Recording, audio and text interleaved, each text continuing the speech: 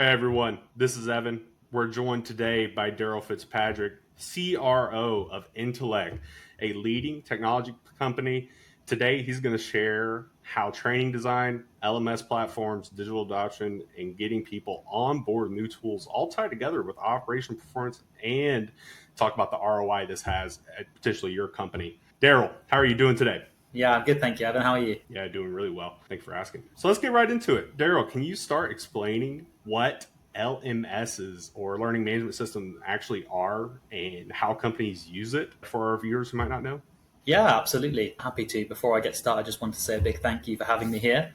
Always Absolutely. happy to talk about the LMS. I guess it's what I get paid to do, but I also love doing it as well. An LMS, for those that don't know, for any listeners that aren't familiar, is a learning management system. What that really means is it's essentially a platform used by a company to host e-learning and potentially some instructor-led training as well. The way that I always explain it to my friends or my grandma or whoever is potentially listening and doesn't necessarily know what it is, I always use this story where when you start a new job and you sit down in front of a computer and you have to complete some modules around maybe sexual harassment or cybersecurity training or just general on the job stuff, that's exactly what you're accessing. You're accessing the learning management system and any kind of e-learning that's hosted there for your onboarding, for your new hire experience, but then also potentially for your ongoing development as well. Excellent. Excellent. And what does that look like in practice? How are companies and employees engaging with the LMSs late today? Is that only for that onboarding period, or do you see more companies involving more employees as they continue down the line in their workplace? Yeah, it's a really good question because I think ultimately, and this happens in all walks of life, right? Like you start a new job, you're really engaged. You want to make a really good first impression. And that normally includes showing a willingness to learn. You get given all these new tools, potentially, you get given all this new information, especially if it's a new industry or a new kind of career move for yourself as well. So I would say that typically, yeah, absolutely. The main use case for an LMS is something like new hires or onboarding or that induction process. And that's probably where the learners are most engaged as well. A, because psychologically they want to create that first good impression, but because also it's a steep learning curve sometimes, right? Like you have a new job, you don't necessarily know as much as maybe you'd want to. So it's a really good opportunity to strengthen your case when you first join an organization. I think the kind of view then is that the LMS is a silver bullet when it comes to learning and development. I think corporate teams up and down, internationally, globally, really, will probably say, we've got an LMS, people should go and use that training. It's not always necessarily that simple. Everyone on this call, for example, the both of us, and everyone listening too, everyone knows that day to day you don't always necessarily get the time to complete the tasks you need to do, let alone then go and spend 10, 15, 20 minutes learning something new as well. So I would say the day-to-day usage is probably minimal, realistically, Right. but I think you have to have something there so that you can appeal to that wider bracket of wanting to develop. I think we all have desire and ambition for our careers. So I think having the opportunity to at least go there and having somewhere to learn is important. But realistically, that day-to-day usage probably isn't as pertinent as those initial onboarding stages for sure. In your opinion, from what you have seen in the market, is this something that most companies already have in place, or are a lot of companies still behind when adopting LMSs? Yeah, it's so interesting. I think when you're immersed in an industry, we sell LMSs to companies. We know roughly the benefit of them and why they should be used and why they're fantastic and all these great things. I always find it really surprising when I come across a company that hasn't got one in place, I'll be honest, because I guess, and this might be talking from an area of bias, because like I say, we do provide them. But it always shocks me that you come across a company that's maybe two, three, 400 people, and they don't have a platform in place. It shocks me not necessarily because it's a one-off and it's surprising, but there's a lot of companies like it. And I think sometimes we're all guilty of this for sure. But when we think about growth and scalability within our businesses, we think people. We need people, we need experts, we need to get all these people in place. And if you hire the right people, they can obviously take your business to new heights. But there is eventually a need to train the existing staff. And yeah, especially in software and things where you've got some really agile working environments, things can change quite quickly. And sometimes I think the viewpoint is we'll just hire somebody who has that skill set, or we will bring in new people. But actually, there's a whole workforce there that potentially could be developed and improved and learn those new skills. But then, of course, you need to have a place to do that. And if you don't have that place to do that, that all of a sudden becomes quite a big challenge to be able to bring those new skills to that very large audience. So it is surprising that they're not in place, but it's not surprising because it happens a lot. So I guess a bit of a double-edged sword there. And that's interesting you bring that up. I have found here at Scope Recruiting, we have a very great ongoing learning program. Trust me. What I have seen in previous companies that I have worked for is their LMSs are Stone Age. I would call them Stone Age. I mean, built on HTML or some old code, and it's very slow. It's not up to date. I think for you, I'm sure it's very, I would say, I would assume that a hurdle you have to overcome quite often is we already have an LMS in place, but a lot of it is probably an outdated system. How do you explain to companies how updating their LMS would affect them and get them a return on it? Yeah, it's a volatile marketplace for sure. I think I read a statistic not long ago that there's around 1,800 LMSs out on the marketplace. And that's before you take into consideration all things like learning experience platforms and onboarding tools and digital adoption platforms, all these other kind of variants of learning. So it's a very competitive space. And there's also lots of, I guess, nuances within it as well. Like you say, you can build your own potentially, as well as maybe purchasing one that's out on the marketplace. So it's a very varied landscape, which brings in challenges, like you say. And there is always a hurdle that is, we've got an LMS and people aren't using it. And I think this is always a really interesting hurdle because I think I said it a moment ago, having an LMS itself isn't a silver bullet. Just because you have somewhere for people to go doesn't necessarily mean they're going to go there. So really the kind of, I think what you need to be able to do and that flexibility you need to have around a learning platform is that you need to have someone really driving it, a training team or a L&D department or somebody in HR, whatever that looks like. You need someone who is really driving it, someone who is a real kind of stakeholder and extremely passionate about helping people develop. I think that's the thing you need most. They're usually depleted teams, I'll say. They're not always bloated departments. So, we're talking one or two people realistically, but you do need someone driving it for sure. And then you need to have the right culture, and that always needs to come from top down, right? You need to have people that genuinely believe there's people within the organization that can improve, can develop. You need coaches in all departments. Your head of sales, your head of marketing, head of operations, they need to be coaches, they need to be trainers, they need to be leaders. And I think unless you have that culture in place, it can be really quite difficult to have that learning culture, regardless of how good your LMS is, right? You could have the flashiest LMS in the world of all these features, but if you don't have someone driving it and you don't have a culture of growth and development, then I think you're fighting an uphill battle either way, to be honest. Gotcha. So 1,800 LMSs out there. What separates Intellek from the other 1,800? Yeah, there's some specialties for sure. One, I think, is the support, level of support and the people that you work with, 100%. And I think you need passionate people when it comes to learning. And like I said, you need someone internally to help drive that passion. But when they're not getting the support they need internally, where do they look? They look externally to their partners, right? They look, I'm fighting this challenge. Intellek, you provide my LMS, but how can you help me make the most of this LMS? How can you really help me drive this forward within my business? So I think the level of kind of support, professional services that we provide is exceptional, but also in terms of kind of features and functionality, we serve the corporate markets. So things like legal, finance, pharmaceuticals, education, kind of corporate environments. And we provide robust features that really help provide good messaging and tools that essentially help them get people there in the first place. So things like strong notifications, really good visuals, a great user experience, all those things that make it painless for a lawyer who has to give up some billable time to log in and spend some time developing.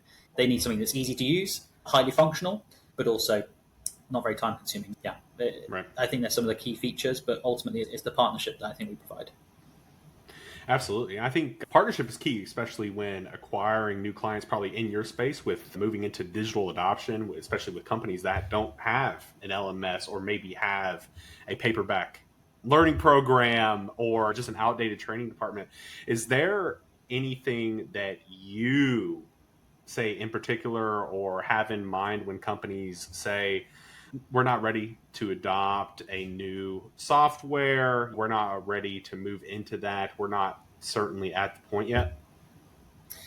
Yeah, it's so interesting because you can hear that one of two ways, right? Like you've got, say, 100 employees and you're telling me or someone else that you're looking to partner with in that learning front, when you say, yeah, we're not ready, what are they not necessarily ready for? Because Everyone's ready for technology. It's easy. It's cloud-based. You simply have a login, right? Like it's not a lot to adopt. There's not a lot to implement. What you're really saying is you're not ready to commit finances or resources to developing your team. Now, if you're not committed to developing your team, what are you expecting from your team? You need results, and you don't necessarily just need results today, but you need results tomorrow and 12 months from now and 24 months. And unless you're willing to commit resources to your team, you're not setting them up for success. So it always is an interesting kind of concept when somebody says, we're not ready for this. How are you not ready for this? Anyone with a team should be ready for this. They need to develop their skills. AI 3 years ago wasn't a thing, realistically.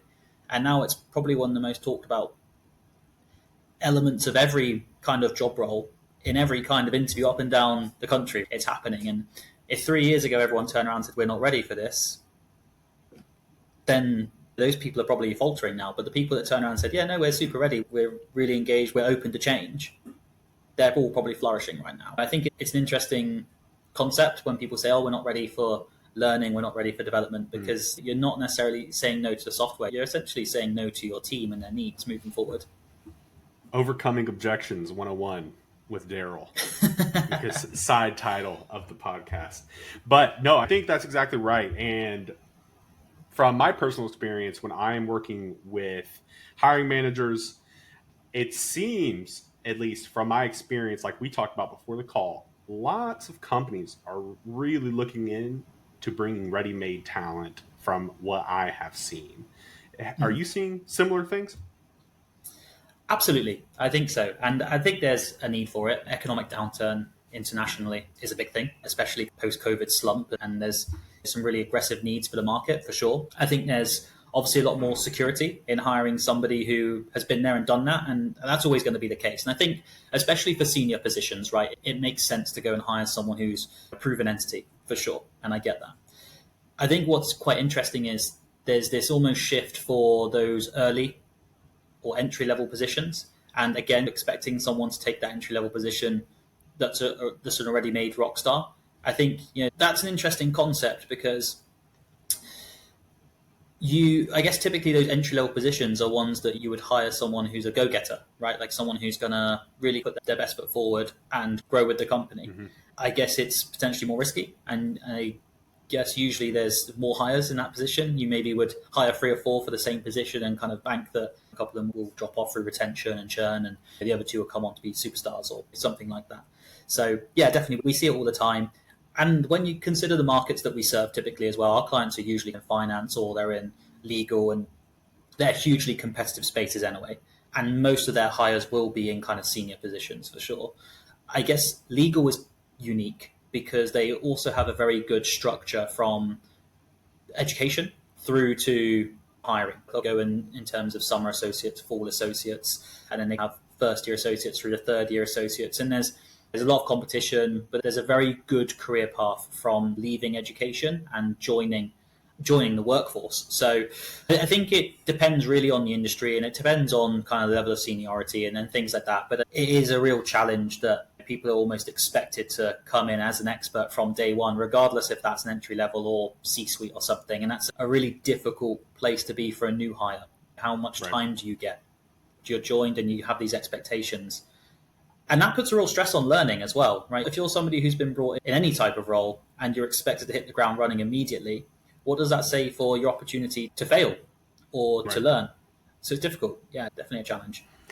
I think something that ties into that we haven't touched on is, I really think, just hearing from what you said, a LMS probably greatly impacts the company's culture, especially when if companies are bringing in entry-level employees, like straight out of university, or maybe people that haven't been in the industry or space before, because this is their first impression of how the job's going to be, right? Your first 2 weeks, you're onboarding on the LMS before you actually do the job. You're learning in that. And that, like you said, first impressions are everything. So that is your first taste of the job.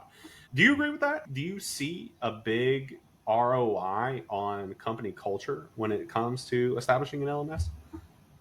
Yeah, I think that's the goal, right? And it's one of those where we spoke earlier about, I'm going to start a new job. I want to make a good first impression as an employee. But in these really competitive markets, the employer needs to think exactly the same way. And if I were to go through a hiring process and somebody were to give me a really well-defined career path and meaningful metrics and milestones, Darryl, 3 months in, these are all the things we expect of you. These are all the kind of things we're going to give you to make sure that you succeed. It's all in our LMS and it's ready to go. It's a defined plan. It's stood the test of time. We've been using this for the last year and everyone who's come through has succeeded and flourished. If someone can show me that as an applicant, I'd be so engaged in that recruitment process. I'd be really excited to join that company. Now, on the other side of the coin, if someone were to say, yeah, no, join our company, we've got these great benefits, and don't get me wrong, benefits are fantastic, especially in certain markets within sort of global workforce, but those benefits are great. But if someone's saying, we expect you to come in and achieve all these things, and you ask the question, what support am I going to get? And they don't have a formal learning process, don't have a formal kind of career path, don't have necessarily somewhere I can go and get support when I need it, that instantly makes my job a lot harder, regardless of how much of a better proposition it is on paper with maybe salary and benefits and things. It makes it really hard for me to succeed. So I think, absolutely, I think it can have a really strong effect on talent attraction. Absolutely. Looking at things like, this is what we can provide, it's structured. Talent look at that and they will make a decision, especially in competitive marketplaces. If you're thinking you're a articling student or something from a law firm, and again, you've got lots of options because all law firms want to hire students and paralegals and associates and things, then yeah, I think it's a huge differentiator in the marketplace, or it should be, or it could be in a way.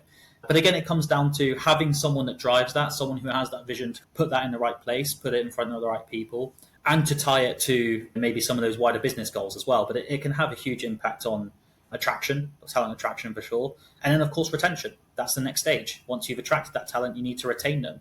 And what's going to help someone stay or feel committed to a role, a plan that they feel they need to stick to or can stick to, or someone who's just kind of there and finding it out for themselves. So I think two massive parts of the hiring process can be massively affected. And if that is the case, if you're doing those two things really well, then you're going to see a sure benefit to ROI. I think so. And something you touched on there as well, that you mentioned also earlier in the podcast, is having that shareholder that is driving the need for an LMS, I'm sure, is absolutely crucial. I see that a lot in relation to my industry. Mm-hmm. When we see companies that have misalignment, or they haven't really sat down and talked about what the needs and actual goals of the person coming into a role, or just even the role itself, are, chances are that position is not getting hired for, because you might have the VP of operations wanting something, the director of operations wanting another thing, and then the actual hiring manager wanting something else. They all might have different agendas. Mm-hmm. So I really think someone driving that from the top down is crucial. I mean, you obviously see the benefit of that. But I think the last thing I'd like to touch on is maybe two things. One is, how do you see learning development influencing the future of hiring? And then secondly, of course, AI question, got to throw it in there. How is AI impacting LMSs and L&D? Yeah, two very good but very different questions. One kind of machine related, one kind of human related. So we'll start with the humans because they're my favorite. But I think the way that L&D can shape recruitment or hiring in general, I think it can have a really profound impact. But I think, like you said a minute ago, it needs to be aligned. Like, it does need to be aligned. And I think there's probably most people have heard of the book 7 Habits of Highly Successful People. And one of those habits is start with the end in mind. And that is so crucial to anything in life, whether that is bringing in an LMS, whether that is hiring and deciding the roles and responsibilities of that person, all those things. But those two things desperately need to be aligned, right? Like you said a moment ago, if you are hiring someone with an intention, this person is going to be responsible for growth within our business. This person is going to be responsible for supporting our clients or running the operation so everything is efficient. Whatever it might be, they're going to be hired with an intention.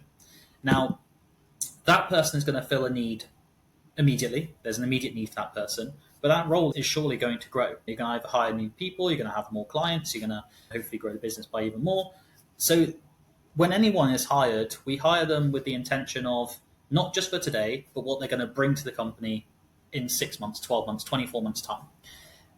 And in order to make sure someone is on track for that, there needs to be a formal process. There needs to be a development plan. There needs to be targets and milestones and all these different things as well. So It is really important that they are aligned, like you mentioned a moment ago, but it can have a profound impact on recruitment in general because it can be such a differentiator. Roles are getting more and more competitive, and that kind of talent pool that everyone is looking at is getting smaller and smaller as more and more companies grow bigger and bigger.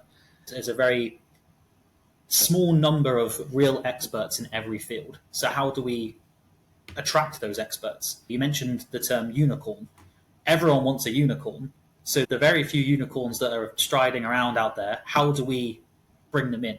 We give them an environment that we know they can flourish in. And you can only give someone an environment they can flourish in if you've got a very well defined plan or vision for that person. And a lot of that comes from now and the future. So I think it has a real big impact. In terms of AI, I think there's a lot of synergy between learning and AI. Obviously, it's artificial intelligence, and the kind of the clue is in the name. And intelligence is something that builds over time. So, how AI was used 3 years ago versus how it's used now, for example, vastly different. How it's going to be used in 3 years' time again, I wouldn't even like to predict. I think you'd have to be pretty brave to put a prediction out there for how AI is going to be used. But I think ultimately AI is striving for better, looking for ways to improve efficiencies. We're looking for ways to essentially cut corners, but do it effectively. That's what AI is used for, right? We all use it for shortcuts in our day-to-day life. We use it for improving our knowledge and all these things. And again, it's really important that we utilize those tools. But there will eventually be a time where AI is used almost exclusively. We have roles that are going to be AI completely. You're a prompt engineer or you're doing these sorts of job roles. And we don't have a lot of experts in AI. It's not been around for a long time. We don't have a lot of expertise. How do we get more experts? We learn and develop them. So we need those AI unicorns to put content out there, to host those sorts of things on LMS, to provide that kind of learning material, collateral to help other people become experts. So it's really interesting because I think that the two markets almost overlap synonymously with artificial intelligence, but we have a lot of human intelligence that's untapped as well. So how do we build both of those? And how do we make sure that we're sharing those elements with the rest of the workforce, with everyone else who works at the same company and all those different bits and pieces too. So I think it's an interesting time to be working somewhere, especially if you need to use AI as well.